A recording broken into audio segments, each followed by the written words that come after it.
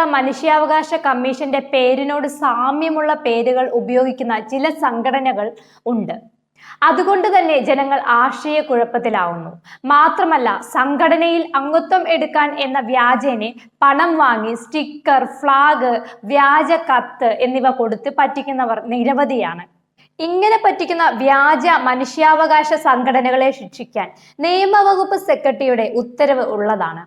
പറ്റിക്കപ്പെടുന്നവർ അത് തിരിച്ചറിയുന്നത് ഒന്നുകിൽ MVD പിടിക്കുമ്പോൾ, അതുപോലെ കത്തിന്റെ CCയുമായി വിവിധ RTO ഓഫീസിൽ എത്തുമ്പോഴോ ആണ്.